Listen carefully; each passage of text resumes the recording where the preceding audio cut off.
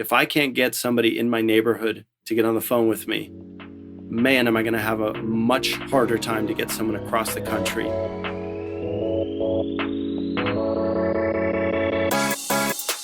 Hey, what's up, everyone? This is Jeremy, founder of Bitmail.io. Hey, and this is Jack from emailsthatsell.com.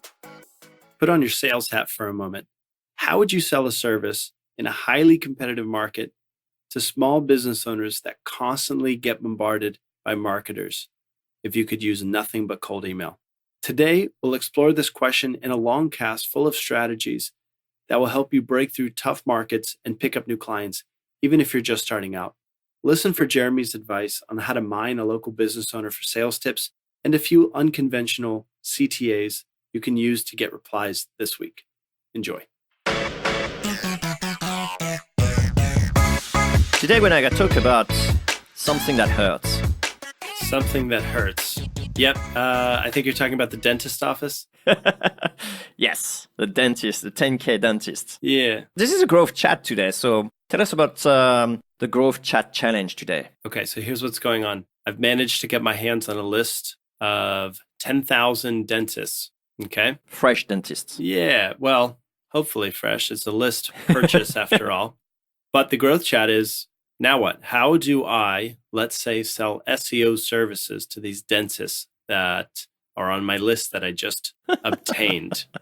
This is probably the hardest thing we can find because they get hammered and also with SEO services. So that's going to be an interesting chat. That's true. And all you SEOs who are listening, don't worry. There's still many of you guys doing quite well with cold email, but it's, I think, getting harder, and therefore only the savvy ones are able to break through this like blood red competitive market today. Yeah. So let's dive into the shark infested waters, Jeremy. Let's do it. All right. I got to kick things off. So what's the first thing I'm going to recommend you do if you want to make some money with this list? We need to scrub it up. Even if you trust the source you got this list from, run it through a verifier. I'm liking Never Bounce these days. Do you have a favorite one, Jeremy? Yeah, well, there's Zero Bounce as well, which is pretty good. So one of those two is worth trying for sure. But Bright Verify is losing favor, I think. It's been acquired by another big brand that I don't recall exactly, but okay. But I think they're still good. It's just that I think they've been losing steam a little bit. Yeah. Okay. So there's just been new providers out there. So anyways, I'm going to run this through my email verifier. And this is important. I'm going to remove the unknowns and the risky emails. So I'm only left with the verified emails that I know are going to inbox with a 95% confidence. Right. Okay. Yeah. Cleaning the list, definitely a great thing to do first. Yeah. Was that number one on your list? I have a slightly different approach. It's more or less other things that I will do more tactical and more strategical. So I'm happy you actually ground us with actual common sense thing to do. Then in that case, before we get to your tactics, let me cover step 2 because I think it's equally as important. And this only goes for a purchase list. If you built it yourself or you had a team carefully follow instructions, you can ignore it. But if I'm you, I am going to crawl each site, and hopefully these are business emails, so at company.com, for example. I'm going to cover all of those sites in a scraper and just see if any of them bounce or redirect. And that's going to tell me that that business is no longer in business and I should remove them from the list. And I do that if the list is old.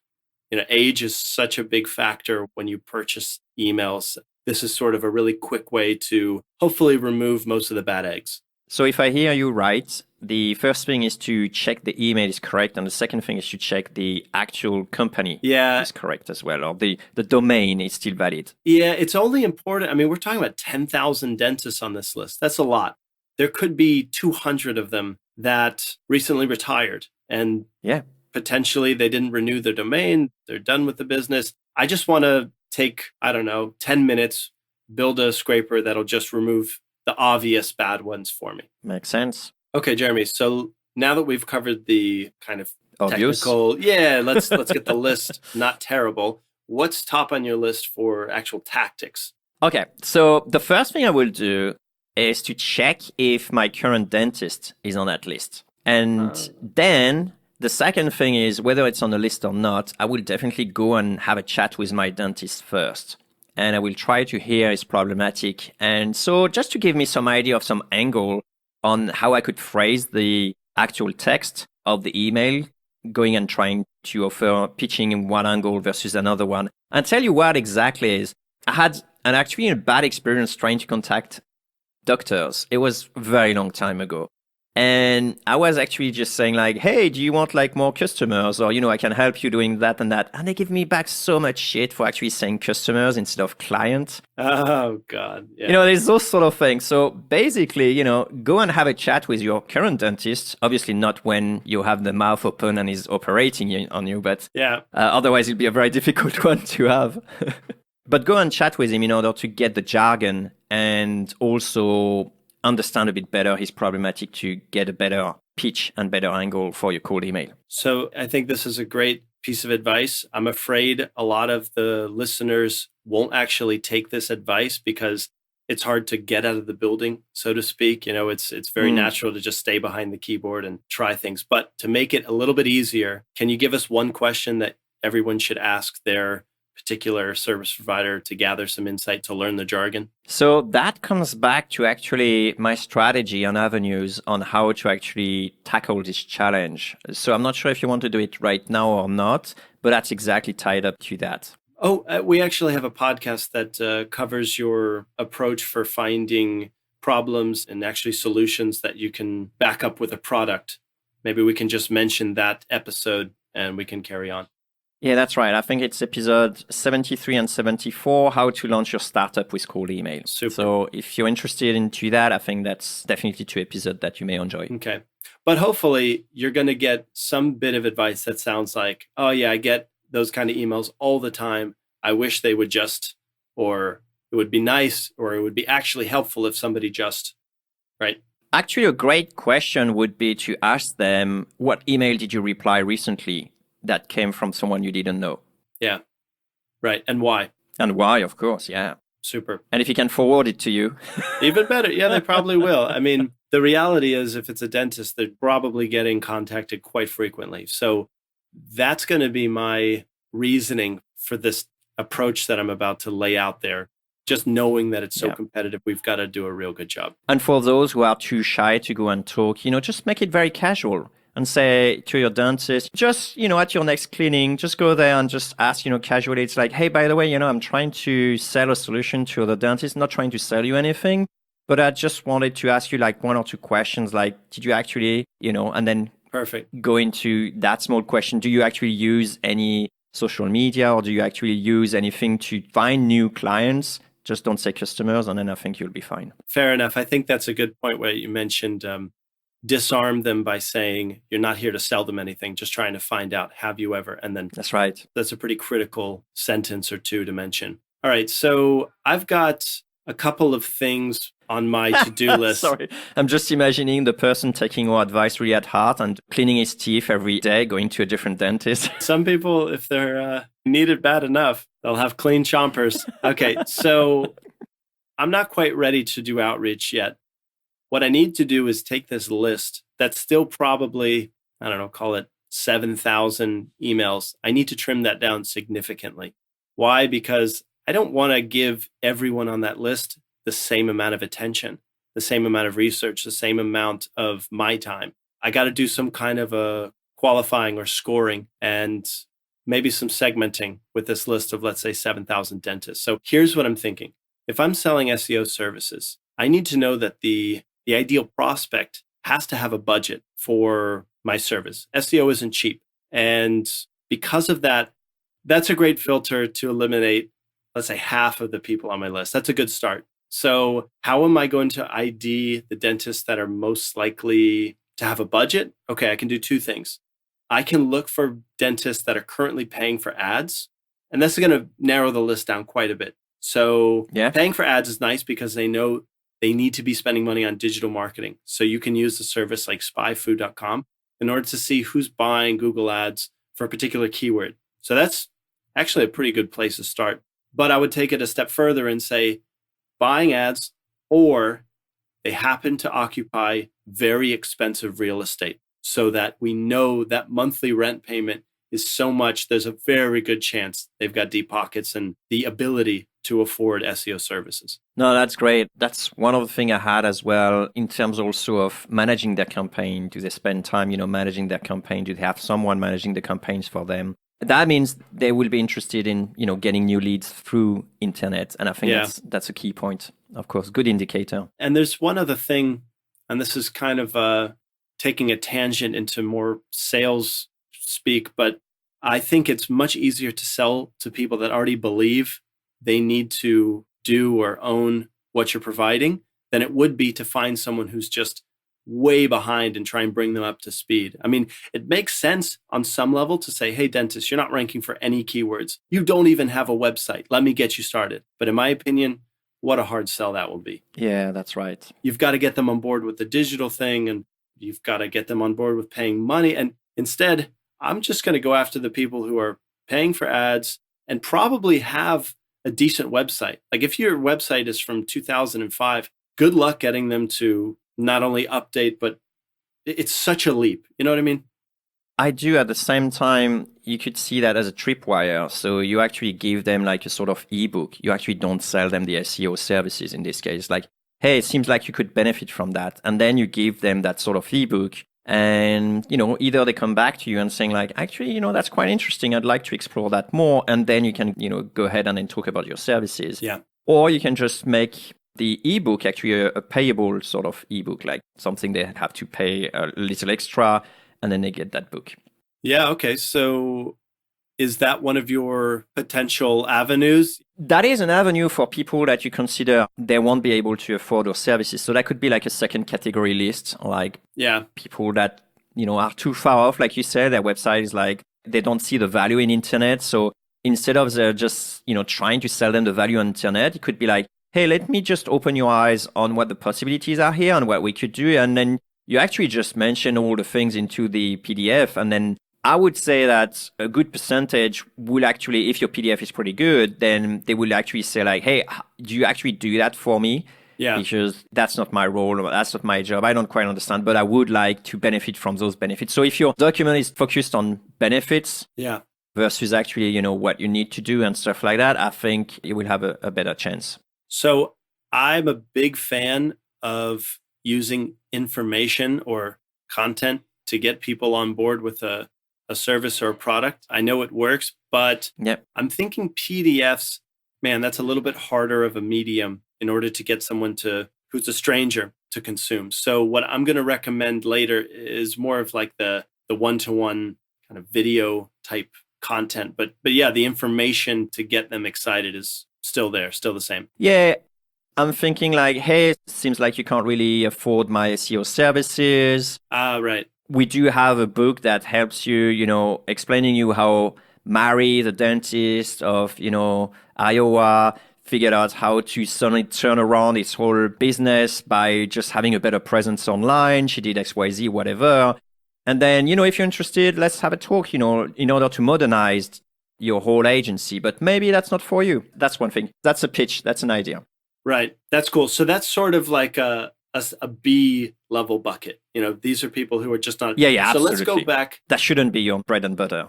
Let's go back to the bread and butter here. Oh, mind you, I do have like a friend who actually is making an absolute killing and a fortune just with chiropractors, just teaching them how to do better marketing. Is that right? So, it may actually turn out that your B bucket becomes your super A-star bucket. You never know. Interesting. Okay, so I like that. Now, I've got one other filter. Oh, and while I'm at it, you could even actually give them the PDF for free, but then sell them some sort of like marketing newsletter to actually help them hone their skills over the time. So there's a whole host of services that are not so foreign to what you're actually offering that you can probably monetize that way. It could be like, let me give you templates that you can send to everyone coming to your practice so you can make sure that every year they will come back on a regular schedule. So there's ways of telling them like, hey, you could actually just leverage what you already have. All you need is a few tools and templates that we can provide. And so, there's some ways to not necessarily have new leads, but actually just help them nurturing the existing leads they have. Okay, so let's follow this rabbit hole a little bit deeper then.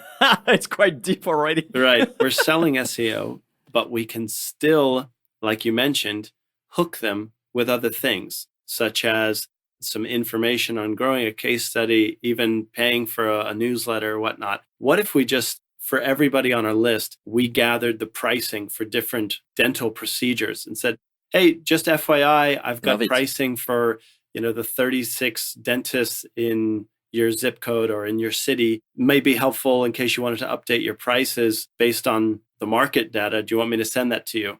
And yeah, that has nothing to do with SEO, but you've got a dentist who is starting to see you as someone they can go to for ideas on getting more revenue. But I think it's a great discussion for two things. The first one is definitely you have to split your list and you have to figure out how. I was having town by town on my list or by state or, big city or stuff like that. So definitely an idea of actually organizing your list. But then the second thing you have to think about is, what exactly do I actually want to sell? What's my end game here and how am I going to go about it? So while we gave you some ideas about you don't have to be so blunt into saying hey, do you want a SEO service? Right. You can effectively just have a mix of sort of offering in order to figure out which one will actually resonate the best, and then having a strategy from taking a new dentist from point A to point B to point C. And maybe some people are ready to go to point C directly, but it really helps to actually figure out to build a ladder between, someone who is totally behind versus actually someone who is actually ready to buy. Because it could be that those people will climb the ladder. If they like, your ebook, they may go to your newsletter. And if they have the newsletter service, maybe they will at the end, put some money aside to actually afford the SEO service. So there is ways to get around breaking the ice. So it helps to actually have, a strategy, an overall strategy on what you actually want to achieve. No doubt. And along those lines, it helps dramatically to also know what you can afford to spend on acquiring a new customer. If you have that number, then potentially you can get away with doing some very intensive yet valuable things for just your prospects. You can make that justification if you know that every new client that comes in your door means another $6,000 in annual revenue, for example. That's going to change the way that you see each prospect. It'll hopefully encourage you to spend some more time, some more hand-holding throughout the sales process if you do have a larger ticket item. Well said. So what's next on your list, Jack? I'm still working on this list, narrowing it down a little bit more. If I want to roll this out, I'm doing everything we just covered in terms of slicing the list, but I'm going to include one more filter, and that is local dentists. I'm going to start off with people in my town, then in my city, then in my state. And reason being, if I can't get somebody in my neighborhood to get on the phone with me, man, am I going to have a much harder time to get someone across the country or in another country from myself. But Jack, if, we're separated by 300 miles, I feel safer. Yeah, it's true. I can't come beating down your door and yelling at you for spamming me. But there's something about the local card that really makes it easier to receive that reply. For example, just try it out. If you're listening and you've got a nationwide campaign, send to the same people, but just pick out 10 of them that share your city and just throw it in the PS or mention that you might be able to drop by sometime. Even if that's not your strategy, try it out to see what it does. I'm guessing it'll improve your response. That could even be your first line. It's like, hey, I just arrived, in the neighborhood and just trying to get to know whatever. And then, it's effective. Just start with that and use the main purpose of the email to be like, I want to build a connection. Yeah. I happen to sell things to dentists. I'm not trying necessarily to sell you anything, and then you can use the same sort of strategy to engage and learn. So, yeah, very good stuff. And the reason it works, this is from Robert Cialdini's book, Influence. It's a liking principle. We wanted to speak with, be friends with, work with people that are similar to us. And geography is a similarity. So use it to your advantage. Unless you're in New York or there's so many people that it's like, yeah, so what? No, it still works. It still works. You're not in New York. You're in the lower Brooklyn, whatever. I don't know anything about New York. But you just have to keep trimming until it's relevant. But very good point. All right. So I'm done with my list. Hopefully by now, I have a couple hundred people, maybe even less, maybe less than 100 but I'm fine with starting small and rolling it out. Okay. Let's talk. What the hell did we say in this email? Oh, I got some other stuff that I'd like to explore first, if you're okay with that. I'm okay. Let's go. All right. So one thing is, especially when you come down to that number of leads, I would definitely start investigating or exploring a bit more. And bear in mind that we're still trying to honey a really good cold email before rolling out nationwide. There you go. So I will try to figure out other things. It could be like, do they have bad ratings? So I'll be like doing some Google search or doing what other people are. If I'm selling SEO services, I'd like to figure out where do people stand on that list. So if my SEO is to get you on top of Google, then maybe I'll do some search and figure out where you are and actually rank you against that. Or search like for the bad ratings or how you actually position on Google Maps. Those sort of things will actually give me some ideas about where do you stand currently. That's great. Yeah. So what would you do with that information? Would you look for people who are way down on the list, medium? We'll probably ignore the people who are in the top 10, right? No, that's a great question. And what I'll do is wouldn't ignore anyone. I will just consider them as different audience. One who is actually a superstar audience, one who is actually, just like kind of average dude or middle of the pack. Kind of average Joe. Yeah, middle of the pack. And one who is, a lagger. So some people who are definitely out of the race and they need to go back one way or another. Maybe they got like a 1 star, one review saying like it was the most horrible experience they had. Okay, interesting. We all know what that means, right? Yeah. But also things that are probably not that politically correct would be also the age of the dentist, because it may relate to a different generation. So a newer established dentist, maybe the year of practices as well. And right now, I'm still at the stage where I'm gathering as much information because I don't know what criteria is going to be the key criteria determining if people are interested in my solution or not. It's true. Maybe I have clients already, but if I don't, the more categories I can find, the better chance I will have when I will go nationwide. Because then I could say every dentist over, 50 years old with more than 10 years practice and a website that ends up with 3 stars or less are my audience. And right now, I just don't know that. Fair enough. But actually, I would go ahead and make an assumption that I'm going to trim the best performers and the worst performers. So if you've got many reviews and you're showing up well on the, say, Google Maps, and then you're gone from my list. You're not top priority. I score you way less. Oh, interesting. And that's because they don't really need my help as much as the guys who are in the middle of the pack. The guys at the very bottom who have 1-star review, people hate them. I don't even want to work with them. Very good chance that they're like probably slimy sales tactic. I don't know. I just don't want anything to do with them. I'm actually going to hone in on the middle of the pack. And based on, let's say, Google Maps ratings or whatever SEOs know about middle of them. Yeah, sure. Whatever criteria, of course. For me, I will want to talk to the superstar first because they figure it out. And so by getting to know them, getting to know how they figure it out, I'll be able to know how to position my service and saying, those superstars actually managed to do that by just doing X, Y, Z. And that's exactly what we're offering. So I will actually use them as leverage. I want to talk to them because they succeed and actually use them as sort of reference point to say, like, do you want to be like those? Sure. So it's another opportunity to pick up the jargon to see what made it work. In other words, it's research. Yeah, and also maybe improve your services. Like, they managed to succeed only specifically by not caring about, their first page on Google, but by caring about the ratings on Google Maps or whatever, whatever came out from the understanding and learning from talking to them. So definitely I would want to talk to them even first, because then also it gives me some ammunition when I'm going to talk to the middle of the pack and say, I know why you're not succeeding. Or actually, that's not something you should say. We already say, like, fox on a crow. But, it's just like, hey, if you want to be like this guy who actually managed to make a successful practice and get tons of leads and actually refuse clients, this is the solution to implement. So if you don't know about the episode with Fox and the Crow, it just says you catch more flies with honey than vinegar. So it's pretty much a bad idea to call out something that your prospect is doing wrong, especially if they're an employee. Who wants to forward that email to their boss, right? That's right. So great takeaway.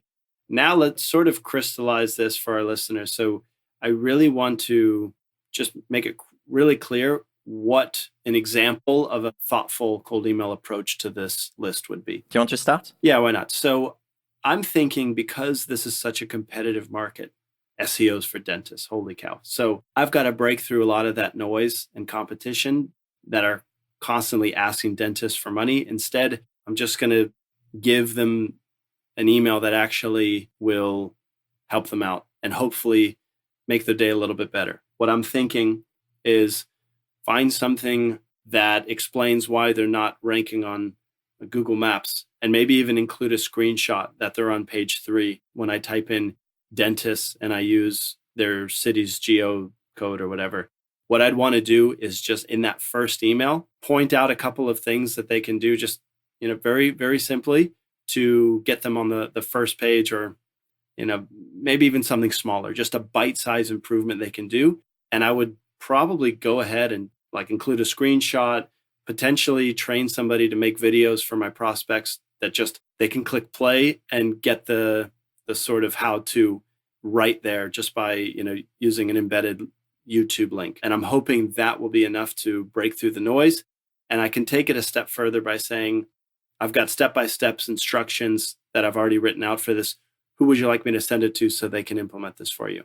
And the odds are they probably don't have someone who's competent with SEO. They may like to get you on the phone about that. I love this tactic about saying hey, who is responsible for that? I'm happy to help them get up to speed and give them all the tips I know. Yeah. It's pretty cool as well. I was thinking just on the back of my head to actually reference the actual first person. So if they're on page 4, on page 3, whatever, saying hey, it looks like this person is the one actually getting all the clicks. Interesting. Do you actually have people coming from Google to your location? But what's important, and we're going to talk about the approach, and we're already starting that, but it's super important to figure out, is that a problem they're going to resonate with? Because if they don't have any problem getting new leads, good luck trying to sell them anything to bring more leads. It's just not a problematic they have. Actually, we got multiple approaches. We can talk about the black hat one. The black hat one will be hey, do you take new patients? That will be a simple cold email. And that gives you 2 things interesting. The first one is, yes, they take new patients, which means they have ability for, if you provide them some leads, they may be interested.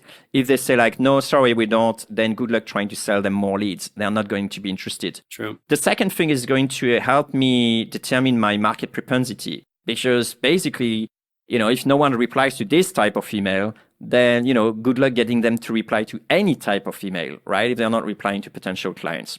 So that would be a sort of gray hat type of approach I would take in order to start a conversation with them. So piggybacking on what you said, to get a report on people that are getting most of the clicks already, if you're an SEO, you probably subscribe to a tool, a marketing tool that helps you figure out top competitors given a certain keyword and location. Why not just give that to your dentist as a door opener and say, hey, by the way, love it. These are the people right now who are getting the visitors whenever somebody Googles dentists in Arlington, Virginia or something, and the idea here is you're not pitching. Instead, it's this is something that's potentially valuable to open the door.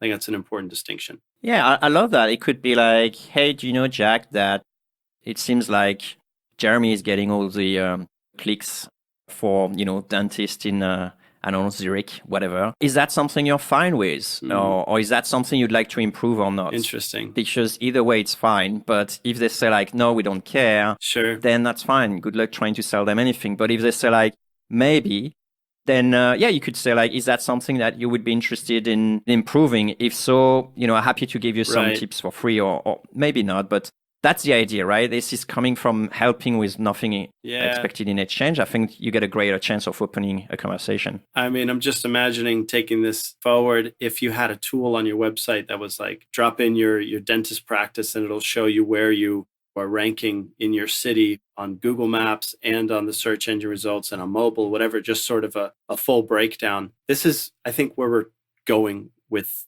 this approach. We're trying to blow them away, so to speak, before they even consider paying us for it and make it so helpful that they are the ones that make the decision to say, well, maybe this is the person that can move me along, especially if when they check out your website, you have a lot of marketing copy that is speaking to dentists. you have case studies that have helped dentists, and hopefully you have video testimonials from other dentists who have used you. That way, I mean, it's part of the whole ecosystem of building trust with the strangers. Like there's a lot of steps, and I'm thinking this is hopefully a lot of ideas for getting yourself in the door with the dentist, even if you sell something competitive as SEO. Another approach as well would be to do the research approach. So it's like, it works very well with people coming out of uni or even some, you could say like some entrepreneurship type of course, like saying like a Y Combinator or something. Yeah, not necessarily. I'm even thinking like, hey, I'm a student in an entrepreneurship course. And you could be like 40 years old, 50 years old, 20 years old. It doesn't really matter anymore, right? Like if you were on Coursera taking a entrepreneur. Wow, yeah, simple as that. But you don't have to say what course. But you could say like, hey, and then as part of my course, I'm actually doing a research on dentists and their problem with technology and the internet and getting leads from the internet. And then you just like, can I ask you just a couple of questions? And then you ask something that is very relevant to qualify them, which is probably like, do you even pay attention to your prospect coming from the internet, or do you even have a need for more prospects? Then from that point on, if they qualify or not based on that. And then you can engage them with PDF saying like, hey, thanks for how you participated to the survey. You come as non-threatening, at that point. And then if they're interested into that, and since you're interested into that, I figured like, would you actually be interested in XYZ, or here is a PDF, or here's my newsletter. And then you take them from there. That could be your foot in the door by just going into a nice little low key under the radar kind of survey. Yeah. I've got a 180 approach to this. And then I'm basically, feel like this is a topic we could just keep pulling apart and entry. But this is the nature of cold email campaigns, is there's so many different angles that we can take forever, right? I mean, it's an inexhaustible list. You'll need a giant teapot to keep us going, because it's just, I don't know, we're here for hours. But anyways, one completely different idea out of left field we haven't covered yet.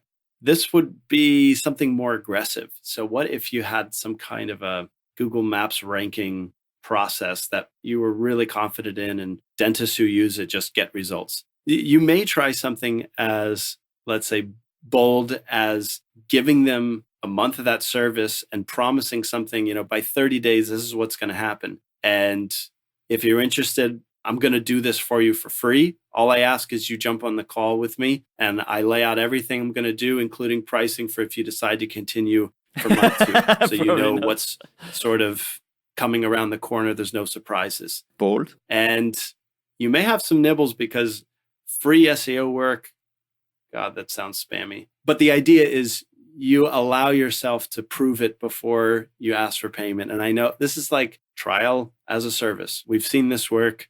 It's yet another idea. Yeah, it's funny that you're mentioning that. I was thinking on the back of my head, how about like creating a fake website for dentists and then trying to rank it like super high and say like, hey, I've just been ranking this one very quickly. I'm happy to, help you ranking your own one. And then you can say like, when I rank at this place, I got like 50 leads per week. Is that something that, you'd be interested in? There you go. I don't know, those sort of things I'm thinking. But it seems like the theme that we're having from the beginning, and we keep on cycling around, is basically do a better research on your list. Having 10K prospect is just not enough. You need to research them. You need to split the list. You need to get to know your audience better. And the second phase is really experiment. Tackle different angles. There's not just one angle you can tackle. There's like so many different ones. And hopefully we gave you like quite a few ones to explore today. Very good. Well, if you happen to find yourself in the SEO for dentist space, try some of these out. But if not, and this is the majority of your listeners, the idea here, like Jeremy said, a lot of avenues you can take for cold email. But at the end of the day, you should be doing something to make the day of that prospect if you want to give yourself the best shot of winning that prospect to a actual client. Yeah. And the last thing I'd like to say on my end is that we did find a very difficult market to crack and very crowded, like that red ocean we're talking about. But it doesn't mean that it's impossible. And in fact, like I mentioned, I know someone who did it with a very different market, but as crowded, as super saturated. and very, very competitive. And he managed to make multiple millions out of this market. And that's really how it started, with just cold email. And now, he's just having fun playing beach volleyball on the beach and having his company just rocketing. So, even though we picked up like a random topic that's super hard, if you get to a certain point, you may actually get a super good business too, because there are plenty of dentists. That's very true. All right, Jeremy, great cast. Great cast, Jack.